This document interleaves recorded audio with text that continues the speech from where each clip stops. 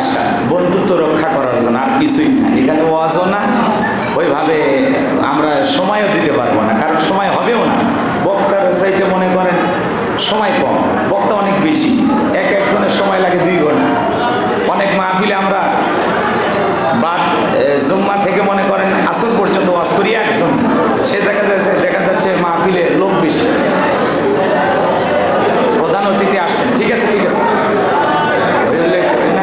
আজকের মাহফিলের প্রধান মেহমান, প্রধান আকর্ষণ আলহাজ মুফতি মাওলানা বজলুর রশিদ মিয়া সাহেবের আগমন। লিল্লাহি তাকবীর। আমাদের শ্রদ্ধাভাজন মুরব্বী, আমাদের মাথার তাজ, বগুড়ার সবচাইতে জনপ্রিয় আলোচক, আমাদের মাথার তাজ, আমাদের মুরব্বী, আমাদের শ্রদ্ধাভাজন, আমার প্রিয় চাচা আলহাজ মুফতি মাওলানা বজলুর রশিদ মিয়া আজকের মাহফিলে উপস্থিত। আলহামদুলিল্লাহ বলেন। আর কোনো টেনশন আছে? আর কোনো টেনশন নাই। তিনি এসেছেন, আসরের পরে বয়ান করবেন, কথা বলবেন এবং মোনাজাত করবেন। মুরব্বীদের দোয়া আমরা চাই, নাকি বলেন? জি, ওনার জন্য দোয়া করবেন। উনি মাঝে মাঝে অসুস্থ হন, বয়স হয়ে গেছে, প্রাণ ভরে দোয়া করবেন। আল্লাহ যেন বাকি জীবন সুস্থতার সহিত নেক হায়াত দান করে কোরআনের খেদমত করার জন্য তৌফিক দান করেন। জোরে বলেন আমিন। চাচা প্রায় 200 শতকের ওপরে একটি মাদ্রাসা মসজিদ প্রতিষ্ঠিত করেছেন। আল্লাহ যেন মৃত্যু পর্যন্ত এই মাদ্রাসার খেদমতের জন্য তাকে কবুল করেন। জোরে বলেন আমিন। আমি কথা বাড়াবো না, সংক্ষিপ্ত কথা। আমি সূরা আল মুমিনুন থেকে আপনাদের সামনে 2টি আয়াত কারিমা তেলাওয়াত করেছি। সামনে যতটুকু সময় পাই এর উপরে কথা বলবো। আল্লাহ যেন বলার তৌফিক দান করেন এবং এই কথাগুলো শুনে আমল করার তৌফিক দান করেন। সকলে বলুন আমিন। যে কোনো আয়াত বা সূরার তাফসীর করতে হলে কোন প্রেক্ষাপটে, কোন সময় রাসূলের উপরে সে আয়াতটি বা সূরাটি নাজিল হয়েছে, সেই নাজিলের প্রেক্ষাপটটাকে তুলে ধরতে হবে। তাহলে বিশ্বনবীজির উপরে সূরা আল মুমিনুন কোন সময়, কোন প্রেক্ষাপটে নাজিল হয়েছে একটু জানার দরকার আছে না নাই? আমি সূরা আল মুমিনুন থেকে কথা বলবো। পবিত্র কোরআনুল কারীমের 23 নাম্বার সূরা, সূরা নাম্বার 23, বাতিলের হবে 22 ইনশাআল্লাহ বলেন। মোট আয়াত আছে 118, রুকু আছে 6টি। বিশ্বনবীর মক্কার জিন্দেগিতে এই সূরাটি নাজিল হয়েছেন। 18 নাম্বার পারার প্রথম সূরা। আমি আপনাদের সামনে এই সূরা থেকে আলোচনা করতেছি। আল্লাহ পাক তার বিশ্বাসী বান্দাদের জন্য সূরা আল মুমিনুন নাজিল করেছেন। আবার যারা অবিশ্বাসী কাফের তাদের জন্য আল্লাহ পাক একটি সূরা নাজিল করেছেন। সূরার নাম হলো কাফিরুন। কি নাম? কুল ইয়া আইয়ুহাল কাফিরুন। কাফেরদের জন্য আল্লাহ পাক সূরা কাফিরুন নাজিল করেছেন। অবিশ্বাসী বান্দাদের জন্য আল্লাহ সূরা কাফিরুন নাজিল করেছেন। বিশ্বাসী বান্দাদের জন্য সূরা আল মুমিনুন নাজিল করেছেন। কিন্তু যারা হলো দুদুল্যমান, 2 নৌকায় পা দিয়ে চলে, মুখে বলে একটা, অন্তরে আর একটা, দুমুখো সাপ, বৃষ্টি যেদিকে ছাতা ধরে সেদিকে, গুলালু মার্কা, সব তরকারিতে সাপ চলে, সব জায়গায় তালে তাল মিলাই, এরকম যারা আছে এদের নাম কি? একটু আস্তে কম, ওরা শুনলে মন খারাপ করবে। হ্যাঁ আস্তে বলেন, মন খারাপ করতে পারে, তাই না? তো মুনাফিকদের জন্য আল্লাহ পাক একটি সূরা নাজিল করেছেন। সূরার নাম হলো মুনাফিকুন। মুনাফিকদের জন্য আল্লাহ পাক স্পেশাল ভাবে এই সূরাটা নাজিল করেছেন। তাহলে চিন্তা করেন, এদিকে খেয়াল করেন, মুমিন সেনা সহজ, কাফের সেনা সহজ, কিন্তু মুনাফিক সেনা বড় কঠিন। কথা কয় না কেন? মাথায় টুপি থাকতে পারে, মুখে দাড়ি থাকতে পারে, হজ করতে পারে, আলহাজ মুনাফিক হতে পারে। রাসূলের পিছনে নামাজ পড়ে লোকটা যদি মুনাফিক হয়, আপনার আমার পিছনে নামাজ পড়ে তার চাইতে বড়টা হবে। এই যে রমজান মাস, রোজা আছে, রোজা থেকেও পাক্কা একেবারে 100% সত্য কথা বলতে যে 100% মিথ্যা কথা বলে আছে না নাই ভাই? তো বর্তমান সমাজের সবচাইতে বেশি মিথ্যা কথা বলে হলো ব্যবসায়ীরা। কথা কয় না কেন? যারা ব্যবসা বাণিজ্য করে এরা বেশিরভাগ মিথ্যা কথা বলে।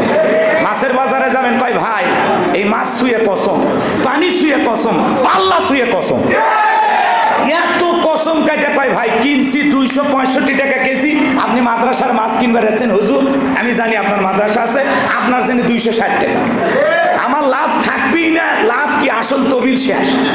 প্রত্যেক দিন এই কথা কয় আমাকে মাছ দেয়। আচ্ছা, ওর যদি লসই হয় তাহলে ওর বউ থাকার কথা, কথা কন আছে না? কাপড় কিনবে যাবেন, একই কথা, হুজুর আপনার জন্য সাপ, আপনাদের মতো মানুষ আছে দেখে দুনিয়া ঠিক আছে হুজুর। আমি এই কাপড় অন্য, আমার মনে করেন মেয়ে বাচ্চা আছে, হুজুর অন্য মেয়ে বাচ্চার জন্য হলে এই কাপড় 500 টাকা, কিন্তু আপনি হুজুর একেবারে আমার দেখেন এই যে কি না দাম, হুজুর আসেন আসেন দেখেন, এই যে দেখেন আমি ঢাকা নিউ মার্কেট থেকে কিনে নিয়ে এসেছি, এটা 355 টাকা, আপনি বেশি লয় হুজুর 70 টাকা দেন। তার মানে লাভ নিলই না। এই জন্য বাংলাদেশে এখন বর্তমানে সবচাইতে মিথ্যা কথা বলার দিক দিয়ে পারদর্শী হলো ব্যবসায়ী। ব্যবসা যেমন হালাল তেমনি হারামও ঢুকে গেছে। ব্যবসায়ী হলে ওসমান গনির মতো হওয়া লাগবে, আবু বকরের মতো হওয়া লাগবে, কথা কোন ঠিক কিনা? আর সবচেয়ে বেশি মিথ্যা কথা বলে এখন রাজনৈতিক নেতারা। তবে আমার দেশের নেতারা কয় না। কারণ কয় না কি আমি বলি। আজকে স্বরাষ্ট্রমন্ত্রী একটা বক্তব্য দিতে গিয়ে বলেছেন, আজ পর্যন্ত যত জঙ্গি আমরা গ্রেফতার করেছি একটিও মাদ্রাসার ছাত্র পাইনি, বলেন আল্লাহু আকবার। তাহলে বলেন তো স্বরাষ্ট্রমন্ত্রী সত্য কথা বলেনি? 100% ধন্যবাদ। কথা বলেন না কেন? উনি বলেছেন আজ পর্যন্ত যত জঙ্গি গ্রেফতার হয়েছে আমরা কোনো মাদ্রাসার ছাত্রকে পাইনি, বলেন আল্লাহু আকবার। তার মানে এটা পরিষ্কার, মাদ্রাসায় জঙ্গি তৈরি করা হয় না, মাদ্রাসার বাংলাদেশের সবচাইতে আদর্শ এবং ভিআইপি নাগরিক তৈরি করা হয়। মনে রাখবেন, বাংলাদেশের কোনো মাদ্রাসায় জঙ্গিদের আস্তানা নাই, জঙ্গিদের ঘাঁটি নাই। মাদ্রাসায় জীবনের শেষ জানাজার নামাজের ট্রেনিং দেওয়া হয়, জুমার নামাজের ট্রেনিং দেওয়া হয়। সবচাইতে ভদ্র মানুষ জন্ম নেয় মাদ্রাসা থেকে, কথা বলে ঠিক। এজন্য মাদ্রাসার দিকে যারা বাঁকা আঙ্গুল তুলবে, বিষ বৃক্ষ বলবে, বাজে কথা বলবে, ওদের দাঁত ভাঙা জবাব দেওয়ার জন্য মুসলমানকে তৈরি থাকার দরকার আছে না? না, ওরা কৌশল করে সিন্ডিকেটের মাধ্যমে চামড়ার দাম কমাইছে। গরুর দাম 3 লাখ, চামড়ার দাম 250 টাকা। শয়তান পর্যন্ত ওদের এই কৌশল থেকে হাসে আর বলে, যাক আমার আর চালান লাগবে না, তোদেরকে দিয়ে দিলাম। ওরা মনে করেছিল চামড়ার দাম কমায় বাংলাদেশের মাদ্রাসা বন্ধ করে দিবে। বলেন তো, চামড়ার দাম কমায় বাংলাদেশের মাদ্রাসা কমেছে না বেড়েছে? কমেছে না বেড়েছে? বেড়ে যাওয়াতে শিক্ষামন্ত্রী আফসোস করে বলে, স্কুলে ছাত্র পাই না আর নুরানি মাদ্রাসায় ছাত্র জায়গা হয় না। বোঝা লাগবে এটা কোরআনের টান, এটা মুসলমানের দেশ। মুসলমানের কলিজাতে কোরআনের ভালোবাসা আছে না নাই? প্রত্যেকটা মা বাবা চাই তার সন্তান দিন শিখুক, কোরআন শিখুক, ইসলাম বুঝুক। নাকি আপনারা উল্টাটা চান? আপনাদের পাশেই কারবালা মাদ্রাসা, আপনারা তো দেখতেছেন। বলেন তো, বগুড়ার 2-4টা প্রতিষ্ঠানকে হিসাব করলে কারবালা মাদ্রাসা একটা আছে না নাই? এই জন্য মাদ্রাসার প্রতি মহব্বত থাকতে হবে, ভালোবাসা থাকতে হবে।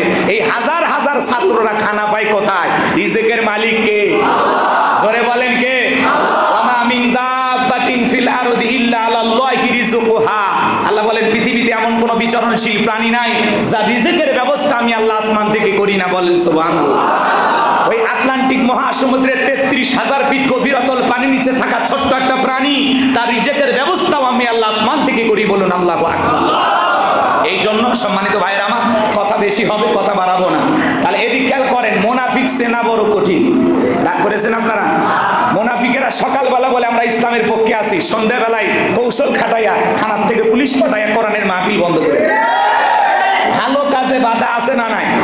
মনে রাখবেন, সেই কাজে যত বেশি বাধা সেখানে রয়েছে সফলতা। হাজারো বাধা দিয়ে ইসলামকে দমিয়ে দেওয়ার, থামিয়ে দেওয়ার শক্তি পৃথিবীর কোন জালেমের নাই, কথা বলে ঠিক না? যারাই চেষ্টা করুক না কেন, যুগে যুগে কেউ পারে না। আজকেও যারা চেষ্টা করতেছে এরাও ব্যর্থ হবে। আল্লাহ বলেন, ইউরিদুনা লিইউতফিউ নূরাল্লাহি বিআফওয়াহিহিম ওয়াল্লাহু মুতিম্মু নূরিহি ওয়ালাউ কারিহাল কাফিরুন। কাফেররা চায় মুখের ফুৎকারে দ্বীনের আলোকে, ইসলামের আলোকে, কোরআনের আলোকে নিভিয়ে দিতে। আমি আল্লাহ বলতেছি, আল্লাহু মুতিম্মু নূরিহি, জমিনে দ্বীনের আলোকে, কোরআনের আলোকে, ইসলামের আলোকে আমি আল্লাহ পাক প্রতিষ্ঠিত করেই ছাড়বো, যদিও কাফের বেঈমানদের অন্তরে যত ধরনের জ্বালা যন্ত্রণা হোক না কেন। যাদের টুপি দেখে, দাড়ি দেখে, হুজুর দেখে, বক্তা দেখে, আলেম ওলামা দেখে, মসজিদ মাদ্রাসা দেখে, কোরআন দেখে অন্তরে জ্বালা পোড়া হয়, নিঃসন্দেহে বলা যায় এর অন্তরে ভাইরাস ঢুকে গেছে। দেখতে মুসলমান, কিন্তু হুজুর সহ্য করে না, আলেম সহ্য করে না, বক্তা দেখতে পারে না, আলেম ওলামা দেখতে পারে না, মসজিদ মাদ্রাসা দেখতে পারে না। তুমি কিসের মুসলমান? তোর মরার পরে জানাজা দেবে কে? তোমার সালাম দেখে চুলকানি, আলহামদুলিল্লাহ বললে চুলকানি, মাশাআল্লাহ বললে চুলকানি, টাকনুর নিচে কাপড় পরলে চুলকায় না, উপরে তুললে চুলকায়। আছে না নাই? আল্লাহ যেন আমাদেরকে মুনাফিক মার্কা ঈমান না, আমাদেরকে যেন পরিপূর্ণ ঈমান এবং খাঁটি মুত্তাকি মুমিন হওয়ার তৌফিক দান করেন। আল্লাকুম তাত্তাকুন, পরহেজগারিতা যেন অর্জন করতে পারো। সিয়াম আপনাকে আমাকে পরহেজগার বানাইতে আসছে, মুত্তাকি বানাইতে আসছে। মুত্তাকির ট্রেনিং এর মাস রমজান মাস। এই রমজান মাসে যেমন রোজা থেকে মিথ্যা কথা বলেন না, রমজান মাসে যেমন ঝগড়া করেন না, রমজান মাসে যেমন অশ্লীল কথা বলেন না, রমজান যেরকম ভাবে সিয়ামুল লাইল কিয়ামুল লাইলের প্রশিক্ষণ দিয়ে যাচ্ছে, যেভাবে নফল তাসবিহ নফল নামাজের প্রশিক্ষণ দিয়ে যাচ্ছে, বাকিটা জীবন এইভাবে চলতে হবে। আপনি রমজানে মিথ্যা কথা বলেন না, রমজান পার হয়ে গেলে আগেও যেরকম আপনি খালি খালি ঈদের চাঁদ উঠলে মুসলমানের আসল চরিত্র দেখা যায়। খালি বক্স, খালি মোরে মোরে বক্স, মোরে মোরে বক্স। একটাও হিন্দুর সন্তানেরা বাজায় না, খ্রিস্টানের ছেলেরা বাজায় না, যেগুলো বাজাচ্ছে সব মুসলমানের বাচ্চা, একটাও মুসলিম না। কথা রাগ করতেছেন? ওরা করে হোলি উৎসব, এরা করে রং উৎসব। ভাই রোজা থেকে যে নাচিচ্ছেন, রং মাখিচ্ছেন, রোজা হালকা হচ্ছে না? কয় না, ইবাদত ইবাদতের জায়গায়, রং তামাশার জায়গায়। কত বড় জাহেল হলে, কত বড় মূর্খ হলে এই ধরনের কথা বলতে পারে? কথা বলতে মুসলমানের সন্তানের জবান দিয়ে যদি এই ধরনের কথা আছে, অমুসলিমদের সংস্কৃতি আজকে মুসলমানের সন্তানদের ভিতরে ঢুকে গেছে। কন্ট্রোল করা খুব কঠিন। 29টা 30টা রোজা রাখলেন আর সাত থেকে বক্স নিয়ে গান শুরু করলেন। কি আপনি? আপনার মসজিদের পাশে বক্স বাজে, আপনাদের এই নুরানি মোড়ে বাজে, আপনার এই বগুড়ার অলিতে গলিতে বাজে। কারা বাজাচ্ছে বলেন? কারা বাজাচ্ছে? আপনার সে কয় না চাঁদ উঠছে, একটু আনন্দ করুন। বাপ না ইবলিস? রাগ করছেন আপনারা? আবার আপনি বাবা হয়ে পটকা নিজে কিনে এনে দিচ্ছেন। বাবা ফুটে, ছোট বাচ্চা ফুটে হয়েছে, কি করবেন? হুজুর বাচ্চা কাচ্চা ওর কান্দন আর সহ্য না, ওই কান্দিতে কান্দিতে দাঁত তুলে বুক প্রয়োজনে মেডিকেলে ভর্তি করাবেন। তাও কোনো মুসলমানের সন্তান পটকাবাজি, আতশবাজি, হই হুল্লা, গান বাজনা করতে পারে? আল্লাহ যেন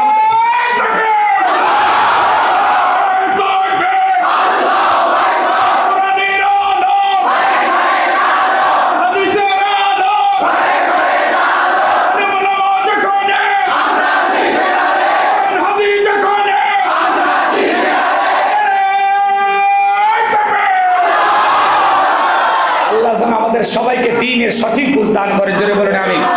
সম্মানিত ভাইয়েরা আমার, তাহলে মুনাফিকদের জন্য আল্লাহ পাক সূরা মুনাফিকুন নাজিল করেছেন, কাফেরদের জন্য সূরা কাফিরুন নাজিল করেছেন, যারা বিশ্বাসী বান্দা তাদের জন্য আল্লাহ পাক সূরা আল মুমিনুন নাজিল করেছেন।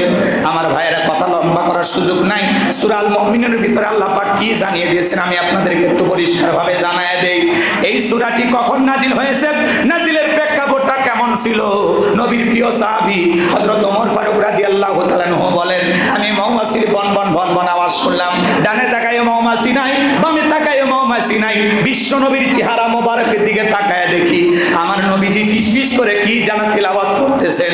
হযরত ওমর ফারুক ডেকে বলেন, আমার বোঝার বাকি রইল না, আসমান থেকে নবীজির উপরে কোরআনুল কারীম নাজিল হচ্ছে আর বিশ্ব নবী কোরআনুল কারীম রিসিভ করতে ব্যস্ত। বলুন সুবহানাল্লাহ। কয়েকটি পদ্ধতিতে রাসূলের কাছে কোরআনুল কারীম নাজিল হইতো। দপ্তরি ছুটির ঘন্টাই বাড়ি মারে, টনটন আওয়াজ হলে কোরআনুল কারীম নাজিল হয়। নবীজি যখন ঘোড়ার উপরে থাকতেন ওই সময় যদি কোরআনুল কারীম নাজিল হইতো, ওহির ভারে ঘোড়ার পা গুলো বালুর ভিতরে ডেবে যেত। বলেন আল্লাহু আকবার। সবগুলো পদ্ধতি বলার সময় নাই, সংক্ষিপ্ত কথা আপনাদের উদ্দেশ্যে বলে দিয়ে যাই। হযরত ওমর ফারুক ডেকে বলেন, নবীজির কোরআনুল কারীম রিসিভ করা শেষ হয়ে গেল। বিশ্ব নবী সাহাবায়ে কিরামদের দিকে মুখ ঘোরা ডেকে বলেন, আমার সাহাবীরা, এই মাত্র আসমান থেকে জিবরাইল এসে আমার উপরে সূরা আল মুমিনুনের 10টি আয়াত কারিমা নাজিল করে জানায় দিয়ে গেল, নবী গো, এই 10টি আয়াতের ভিতরে আল্লাহ পাক তার আদরের মুমিন বান্দাদের জন্য 7টা গুণাবলী নিয়ে আলোচনা করেছেন। কোন মুমিন যদি এই 7টা গুণে গুণান্বিত হতে পারে, 7টা গুণ দিয়ে তার জীবনটাকে ঢেলে সাজাইতে পারে, আমার আল্লাহ রাব্বুল আলামিন বলেন, উলাইকা হুমুল ওয়ারিসুন আল্লাযীনা ইয়ারিসুনাল ফিরদাউস হুম ফিহা খালিদুন। আমার আল্লাহ রাব্বুল আলামিন বলেন, তারাই উত্তরাধিকারী হবেন জান্নাতুল ফিরদাউসের, সেখানে তারা চিরকাল বসবাস করবেন। আমার আল্লাহ কোনোদিন তাদেরকে জান্নাত থেকে বের করে দেবেন না। চিৎকার মেরে বলুন সুবহানাল্লাহ। আমাদের টার্গেট জান্নাত না জাহান্নাম? কারা কারা জান্নাতে যেতে চান দুই হাত তুলে আল্লাহকে একবার দেখান। আল্লাহ পাক আমাদের সবাইকে জান্নাতুল ফিরদাউসের ওয়ারিস হিসেবে কবুল করেন। জোরে বলেন আমিন। আরেকবার এবার 7টা আঙ্গুল দেখান, কয়টা গুণাবলী? জোরে বলেন, কয়টা গুণাবলী? হাত নামান। বলতে গেলে লম্বা সময় হবে, সংক্ষিপ্ত কথা বলে দিয়ে যায়। আল্লাহ তাআলা জানিয়ে দিলেন কদ আফলাহাল মুমিনুন, অবশ্যই মুমিনেরা সফল, অলরেডি মুমিনেরা সফল। আমরা মনে করি টাকা থাকলে সফল, ক্ষমতা থাকলে সফল, পৃথিবীর সবাই চেনে জানে সেলিব্রিটি যারা, এরা বুঝি সফল না। এটা সফলতার মাপকাঠি না। সফল হয়েছে তারা, ঈমান এনেছে যারা। বলেন আল্লাহু আকবার। এইদিক খেয়াল করেন, বাংলাদেশের নয়, পুরো পৃথিবীর মধ্যে সবচাইতে বড় ক্ষমতাধর ব্যক্তির নাম কি বলেন তো? জো বাইডেন, আমেরিকার প্রেসিডেন্ট। এদিক খেয়াল করেন, আপনাদের কারবালা বাজার আছে না? ধরেন বাজার আছে না? এখানে কাঁচা তরি তরকারি বিক্রি করে সবজি বিক্রেতা। আজান দেওয়ার পরে লোকটা যদি মসজিদে গিয়ে নামাজ আদায় করে, বলেন তো বাজান, ওই পৃথিবীর বড় নেতা জো বাইডেনের চেয়ে ওই সবজি বিক্রেতা ইমানদারের দাম কম না বেশি? তার মানে এই কথার দ্বারা পরিষ্কার প্রমাণ হয়ে গেল, ঈমান আছে যার, আল্লাহর কাছে দাম আছে তার। ঈমান নাই, আল্লাহর কাছে 4 পয়সা দাম নাই। কথা কি ঠিক? বোঝা গেছে? ঈমানদাররা দুনিয়াতে সফল, আখিরাতেও সফল। আর বেঈমানেরা, এদিক খেয়াল করেন, ওরা ক্ষমতার দিক দিয়ে দুনিয়াতে সফল হতে পারে, মরার পরে সবগুলোকে পিটায়া আল্লাহ জাহান্নামে দেবে। কথা বলে ঠিক এরা? এজন্য আল্লাহ বলেন কদ আফলাহাল মুমিনুন, অবশ্যই মুমিনেরা সফল, অলরেডি মুমিনেরা সফল। সফল হয়েছে তারা, ঈমান এনেছে যারা। তাহলে আমরা সবাই কি সফল হতে চাই? কথা বলেন, সফল হতে চাই? আচ্ছা, এদিক খেয়াল করেন, ঈমান আনার পরে মুমিন জীবনের সবচাইতে গুরুত্বপূর্ণ ইবাদতের নাম কি? আমি আপনাদেরকে বলি, একটা অমুসলিম জোহরের নামাজের পূর্বে যদি ঈমান গ্রহণ করে, ওই ব্যক্তির উপরে জোহরের সালাত আদায় করা কি ফরজ? জোরে বলেন কি ফরজ? এদিক খেয়াল করেন, মুমিন জীবনের সবচাইতে গুরুত্বপূর্ণ ইবাদতের নাম হলো সালাত। আল্লাহ পাক যখন মুমিন বান্দাদের 7টা বৈশিষ্ট্য, 7টা গুণাবলী আলোচনা করলেন, 1 নাম্বার আল্লাহ তাআলা সালাত দিয়ে শুরু করলেন। সুবহানাল্লাহ বলেন।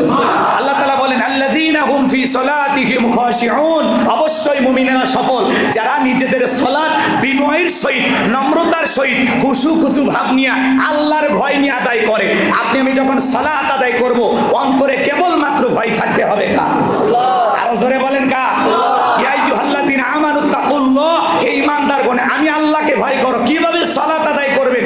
সালাত আদায় করার পদ্ধতি কি? 2-3 ঘন্টা আলোচনা করে শেষ করা যাবে। সাহাবায়ে কেরাম সালাতে দাঁড়িয়ে গেছেন, মরুভূমির পাখিগুলো খেজুর গাছ মনে করে সাহাবীদের কাঁধের উপরে, মাথার উপরে বসেছিল। বিশ্বনবীর সাহাবীরা সালাতে এত মনোযোগ, কাঁধে পাখি পড়ে থাকে, তারপরে তারা টের পাইতো না। বলেন সুবহানাল্লাহ।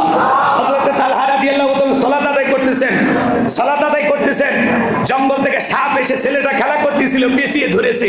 স্ত্রী মানুষজনকে ডেকে সন্তানটাকে বিপদমুক্ত করলেন। হযরত তালহা রাদিয়াল্লাহু তাআলা নামাজ শেষে জিজ্ঞাসা করলেন, বিবি বাড়িতে এত মানুষজন, ব্যাপারটা বুঝতে পারলাম না। ডেকে বলে, স্বামী আপনি যখন সালাতে দাঁড়িয়ে গেছেন, জঙ্গল থেকে সাপ এসে ছেলেটাকে পেঁচিয়ে ধরেছিল, আমি মানুষজনকে ডেকে সন্তানটাকে বিপদমুক্ত করলাম।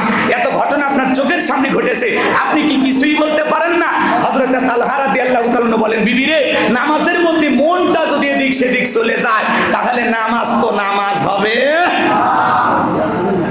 জি, সংক্ষিপ্ত সময় যেহেতু আসলে কথা শুরু করা যাবে, শেষ করা কঠিন। কথা কি বুঝতে পারছেন?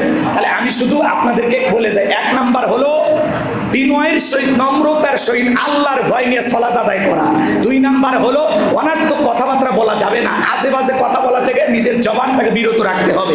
অনার্থক কাজ করা যাবে না, অনার্থক জিনিস শ্রবণ করা যাবে না। এটা হলো 2 নাম্বার। 3 নাম্বার হলো ওয়াল্লাযীনা হুম লিযাকাতি ফাইলুন, আল্লাহ যদি সম্পদ দেয়, প্রত্যেক বছর হিসাব করে করে সক্রিয়ভাবে কয় লাখ টাকার, কয় হাজার টাকা যাকাত আসে, কয় কোটি টাকার, কয় লাখ টাকা যাকাত আসে, হিসাব নিকাশ করে বছরে একবার যাকাত দিতে হবে। এটা হলো মুমিন মাদার 3 নাম্বার গুণাবলী। 4 নাম্বার হলো ওয়াল্লাযীনা হুম লিফুরুজিহিম হাফিজুন, নিজের যৌবনটাকে হেফাজত করা, নিজের যৌবনটাকে কন্ট্রোল করা, নিজের নফসটাকে কন্ট্রোল করতে হবে, সকল গুনাহ থেকে নিজের যৌবনটাকে বাঁচাইতে হবে। কারণ যৌবনকালে আমরা গুনাহ করতে ভালোবাসি, আর যৌবনকালের ইবাদত আল্লাহ পছন্দ করে।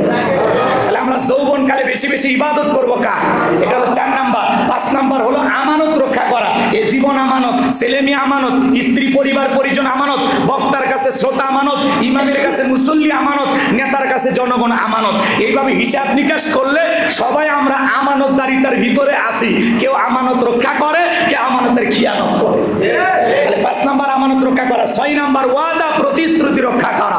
মুমিন মুখে যা বলে, অন্তরে তা বিশ্বাস করে, কাজে তা বাস্তবায়ন করে। মুমিন কোনোদিন প্রতিশ্রুতি ভঙ্গকারী হতে পারে না। 7 নাম্বার, যারা নিজেদের সলাতের প্রতি যত্নবান, যত্ন সহকারে সলাত আদায় করে, এই 7টা গুণাবলী যারা আমল করতে পারবে, উলাইকা হুমুল ওয়ারিসুন আল্লাযীনা ইয়ারিসুনাল ফিরদাউস হুম ফিহা খালিদুন, তারাই উত্তরাধিকারী হবে জান্নাতুল ফিরদাউসের, সেখানে তারা চিরকাল বসবাস করবে। আল্লাহ তাআলা কোনোদিন জান্নাত থেকে বের করে দেবেন না, বলুন সুবহানাল্লাহ। সময় স্বল্পতার কারণে প্রত্যেকটা পয়েন্টে পয়েন্টে বিস্তারিত কথা আর বলার সুযোগ হলো না। বক্তা শ্রোতা সবাইকে আল্লাহ পাক এই কথাগুলোর উপর আমল করার তৌফিক দান করুন। এর পরবর্তী যে মেহমান আছেন আমার প্রিয় ভাই হযরত মাওলানা আব্দুস সালাম যুক্তিবাদী ভাইয়ের কণ্ঠে আপনার আলোচনা শুনবেন। এরপরে আসরের নামাজের বিরতি হবে, তারপরে ইনশাআল্লাহ নামাজ পড়ে পর্যায়ক্রমে আরো যারা মুরব্বী আছেন, রুহুল আমিন যুক্তিবাদী সাহেব তিনি কথা বলবেন, প্রিয় চাচা আলহাজ মুফতি মাওলানা বজলুল রশিদ মিয়া সাহেব কথা বলবেন। সকলের কণ্ঠকে আল্লাহ পাক কবুল করুন। আমাদের যারা মুরব্বী আছে আল্লাহ যাদেরকে সুস্থতার সহিত নেক হায়াত দান করুন। আসসালামু আলাইকুম ওয়া রাহমাতুল্লাহি ওয়া বারাকাতুহু।